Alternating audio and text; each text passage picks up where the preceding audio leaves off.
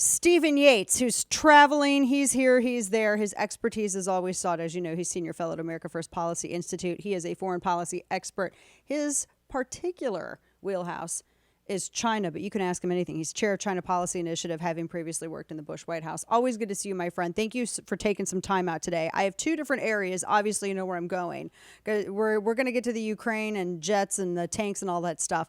But I wanted to ask you about these headlines that I continually see, because I feel like these are not getting the attention because Ukraine, Russia is soaking up all of the views.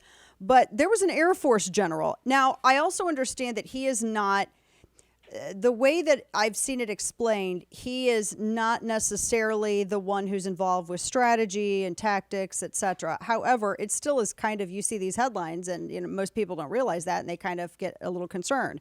Air Force general tells his officers war with China is only 2 years away. He apparently sent out a very, very frank email about this, a memo to officers he commands. He predicts the U.S. is going to be at war with China in 2 years, tells everyone to get ready and aim for the head. He goes, I hope I'm wrong. My gut tells me we will fight in 2025. Now, I have reservations about anything like a memo being made public and getting, nothing that's not any good. But I wanted to know what you make of this. And if this is something, from, if you're, able to say with your experiences, are you hearing this? Is this something that you think is more widely shared and not just with, folks like this guy who may not be one of the higher ups?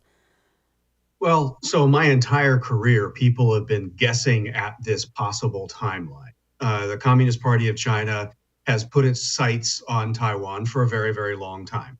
They don't like Taiwan being outside their fold. But even more than that, they hate the United States having influence so close to their shores.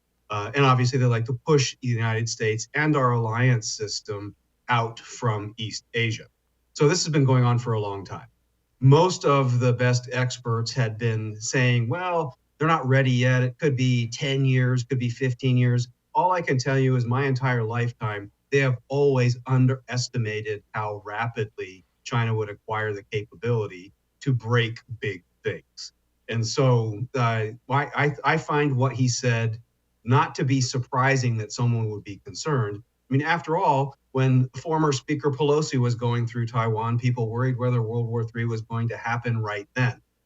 And on any given day, the Communist Party of China and their dear leader, Xi Jinping, could choose to do terrible and irresponsible things. What it needs to be is a wake-up call that we need to change normal business. We can't deal with China as if it's this economic opportunity alone, that there's something more significant that we need to be prepared for. We had the shock of COVID and whatever all that entailed. A war over Taiwan would have much bigger ripple effect, economically and militarily, of course.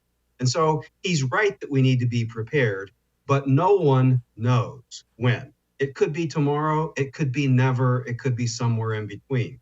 But the moral of the story is we can't waste all of our munitions helping other people without making sure we're taking care of ourselves first. That's America first. Not selfish, it's responsible. And we need to organize our economic life away from dependencies and risks associated with that government. And so that's why it's a high priority for me to go around to states and work with people who will do that, because I have no confidence that the Biden administration got that memo and is serious about help.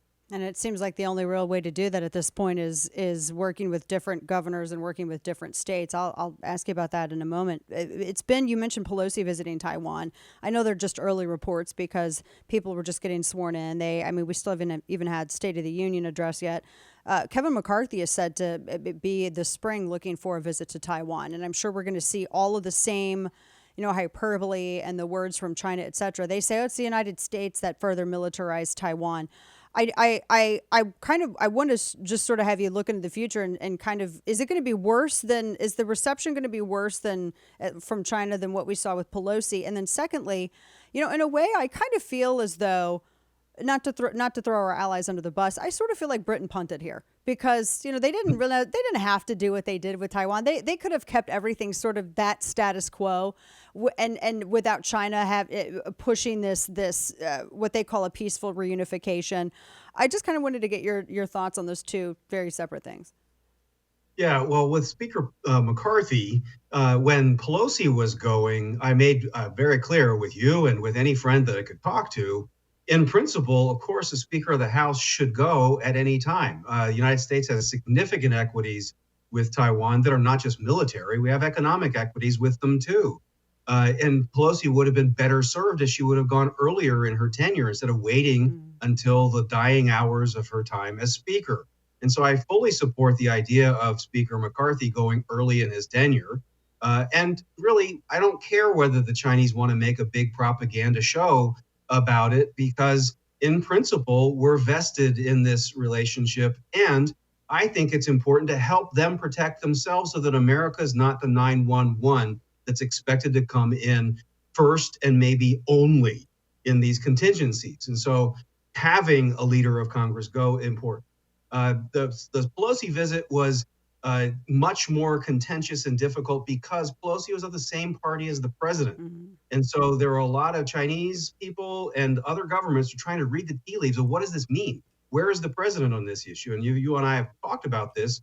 No one knows where the president is on these issues. Yeah. And so, but with McCarthy coming, it is a kind of an important part of deterrence that he say that arms sales will move forward with all due speed, that trade relations will be looked at favorably with allies and partners to beef up deterrence, the all-important semiconductor supply chain and keeping supply chains clean of CCP, Chinese Communist Party influence, very important. Getting our allies involved. I'm sure that if Speaker McCarthy goes, he won't skip Japan or other key allies. So all that's net positive. The British, I think, did not have to concede what they did in East Asia. It seemed right at the time when Margaret Thatcher was making deals. It doesn't look as good as history goes by with the sacrifices that Hong Kong has already made. And in terms of Taiwan's risk, the United States shouldn't repeat that mistake. That's a very good point. Talking to our friend Stephen Yates at YatesComms, you can find him on Twitter as well. All right, looking at all of the headlines with Ukraine. Pentagon now apparently is considering. It seems like jets are not off the table. F-16s. We had the news last week. The M1 Abrams tanks. I think 30 something of those are going to be sent over. That's going to be stretched out over a 12-month period.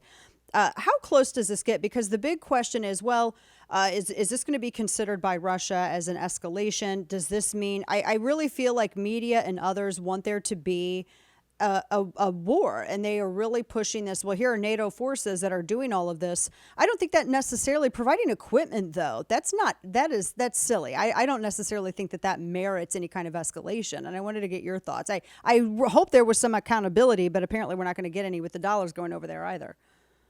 Yeah, well, there's a couple of parts of this long-term thread that remain front and center. Number one, and I apologize for repeating it every time, but the Europeans need to be doing more of this. Yeah. They need to pay up and step up.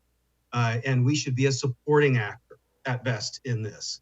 Number two, there is no answer to the question of what the point of all this is if the President of the United States as Commander-in-Chief can't say what is the end state that our involvement is supposed to achieve.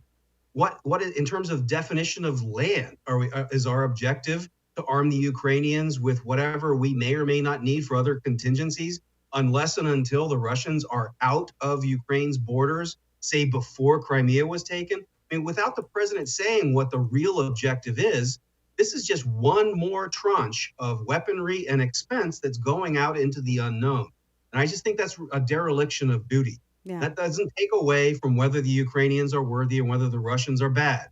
But these are just basic things about presidential decision-making. Under our Constitution, it's his responsibility to do this. And it has the added virtue, if we get our stuff correct, then others are better positioned to step in and share the burden. True. That's such a great point. Last question for you. Talking to Stephen Yates, expert on foreign policy. And as we said, he's senior fellow of America First Policy Institute. I've seen some, and pretty high-ranking Republicans as well, say that, if Ukraine is unable to defend itself, Russia is going to continue to expand, and then they'll be on NATO's doorstep.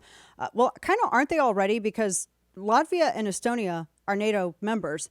They border Russia. So I find that a little bit of a specious talking point, and I wanted to kind of get some understanding as to why we even have some people on our side that are pushing that.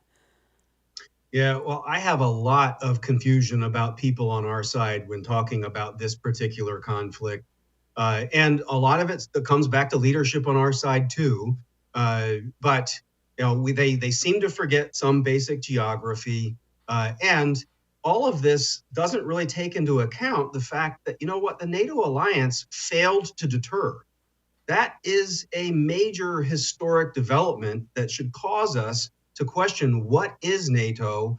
What are we paying for? What are others paying for? How is this burden sharing working out? That's far more important than figuring out who's a member or a future member or not. If you don't have the core mission and execution down, it really is peripheral whether people are in or out. It's not serving its basic purpose if it was meant to deter Russia. Yeah, that's it. That's the point. At YatesComs on Twitter, Stephen Yates, safe travels, especially with Ice-mageddon coming in at least to Texas. So hopefully Texas won't close down. Always so good to see you, my friend. Thank you so much for your time. Thank you, Dana. Take care.